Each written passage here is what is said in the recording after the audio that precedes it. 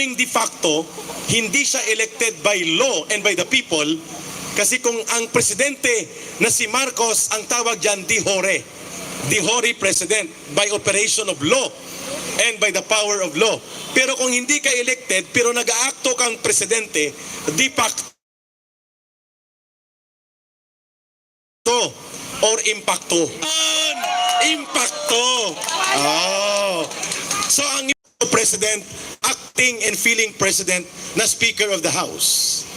This is the worst legislature to ever come before the history of legislative branch of government in the Philippines. Walang kasing bulok at walang kasing abusado at palpak ang ganitong uri ng legislatura na pinamumunuan ng isang ambisyoso at may maitim na balak na magkonsentra ng kapangyarihan sa kanilang kamay lagpas sa termino nila sa 2028. Yan ang punot dulo ng lahat ng kaguluhan na ito. They want to concentrate power beyond 2028. The Marcos Romualdez political faction does not want na ang eleksyon ang magtatakda kung sino ang susunod na mamumunong pangulo ng ating bansa. Kasi alam nila, in an open popular elections, they have no chance to win kay Inday Sara Duterte, who happens to be equal to the leadership quality of the father. Hindi siya mananalo. Kung baga, I don't want to use the analogy, kung sa romantic definition, si Martin Romualdez ay walang ka-sex appeal. Pero kung sa political terminology, isa siyang hindi mapagkatitiwalaang uri ng baluktot na politiko. The definition of a decadent politician is none other than Martin Romualdez. Kaya hindi siya tanggap ng mamamayan. If this is true, therefore, pinagplanuhan talaga na ipitin at gipitin si Sara Duterte so that kapag may nangyaring mga pagbabantang gawing totoo, ang pagbabanta na siya'y mapatay o patayin, ang pangalawang Pangulo, the blood will be in the hands of Mr. Marcos and the cousin and Lisa, because sila ang mayroong elemento ng motive. One of the important elements of crime ng murder ay ang motive. Pangalawa ay ang iyong means to execute the motive.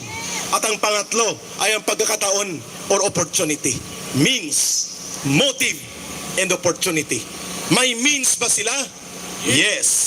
Sapagkat sa kanila ang poder, pundo at kapangyarihan, pati pa ang mga pwersang militar. Mayroon ba silang motibo? Of course, and what is that? They want to concentrate power on their hands beyond the term limits set by law and the Constitution, which is only June 30, 2028. Gusto nilang manatili sa poder at kapangyarihan at ayaw nilang idaan sa proseso ng isang hayag at patas na labanang elektoral. And that is the reason na sabi ni Juan Ponce Enrile, maawa naman kayo sa taong bayan, anban kayo sa arena ng eleksyon, which is 2028 pa. Ni Marcos Jr., the only accomplishment na kanyang abot ay ang non-accomplishment. That's the only accomplishment ni Marcos Jr., ang non-accomplishment. Walang ibang ginawa. Party here, party there. At ang kanyang team song ay ang paboritong kanta ng AC/DC group na Highway to Hell. Highway to Hell. Yun. Biro lang yun para hindi kayo maantok.